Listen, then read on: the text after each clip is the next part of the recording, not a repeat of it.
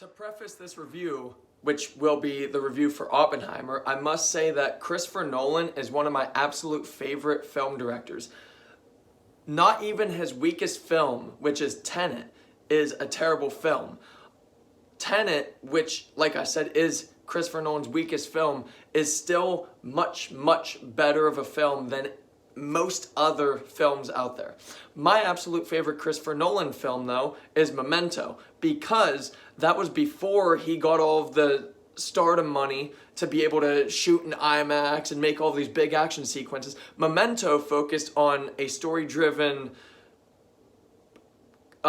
person that lost their memory and had to retrace steps throughout the entire film as to what happened to his wife. And the way that Christopher Nolan told that story, alongside the story itself, just everything about Memento is fucking perfect. Now, as I stated, I love every single Christopher Nolan films just as much as I love every single Quentin Tarantino film. Those two directors are hands down my absolute two favorite directors to ever exist. Now, Oppenheimer.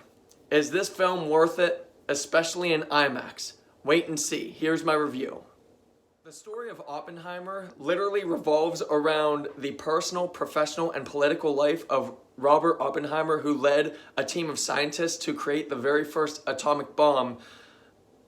And literally that's basically the entire story of Oppenheimer, alongside our government trying to vindicate him as a terrorist and everything in the end. Now, as for the film itself, the story, it's literally a story of one scientist who creates bombs, and he's extremely intelligent, and most films, this would seem to be just an adequate and average film.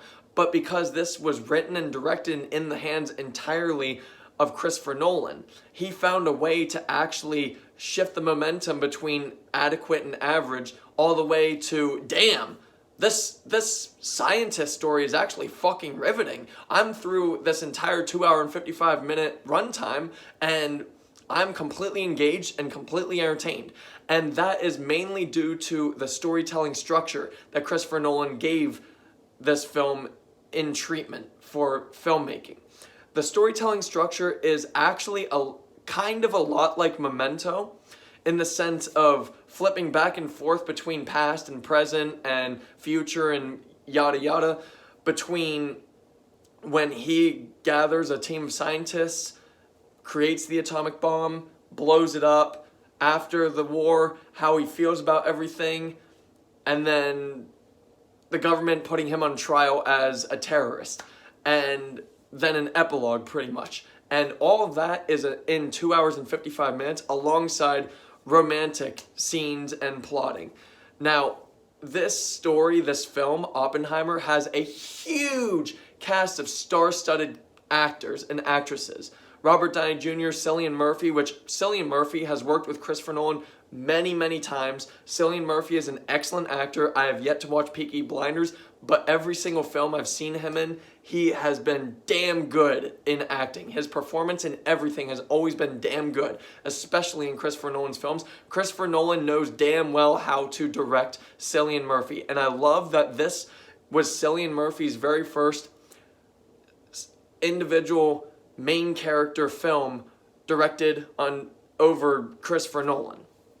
And it worked immensely. Cillian Murphy really fit the shoes of Robert Oppenheimer. I loved this film, and I loved the entire cast. Cillian Murphy, Robert Downey Jr., Florence Pugh, Emily Blunt, Matt Damon, Josh Peck for some random reason, one of the Safdie brothers who made Uncut Gems. I know I'm missing a whole lot of actors and actresses, but that's because there are so many in this film. Last I checked, when they were casting for characters way back a couple years ago, I saw a picture and it had like 20 plus mainstream actors and actresses in one picture that showed the casting of this film, and I'm sure they cast a whole lot more than that.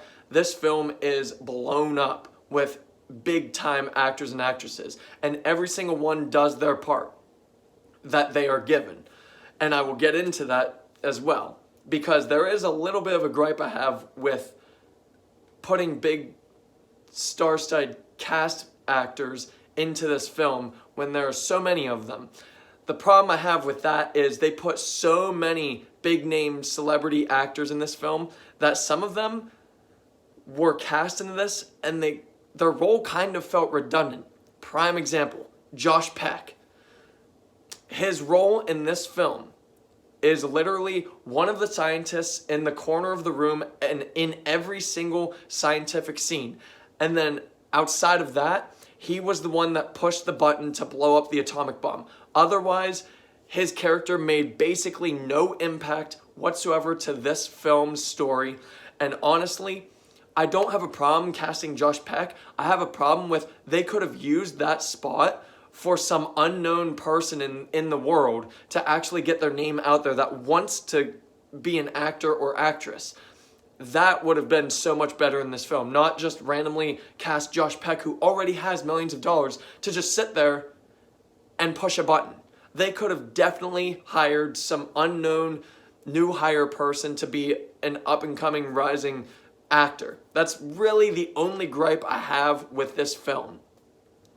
Overall, this story is fucking phenomenal. Within the story itself, the way that Christopher Nolan told this story, everything about the storytelling structure was completely riveting and completely engaged. The direction was phenomenal.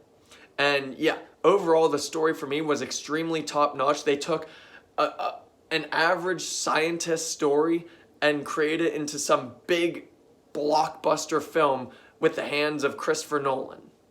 Oppenheimer was filmed entirely with IMAX cameras, and from what I've gathered from what Cillian Murphy and Christopher Nolan explained via interviews post-production, Oppenheimer was filmed with mainly one camera, one IMAX camera, and every single scene only had one camera, a cameraman, Christopher Nolan, and every actor that was in the shot right then and there, and that was it. And honestly, that paid off immensely because while I do admit that this film didn't really need to be filmed in IMAX through the whole entire way, I like that they did that because at least the film as a whole felt super consistent. It was always a certain aspect ratio of full screen, whether it was 1.78 or 1.85 with the tiny widescreen bars.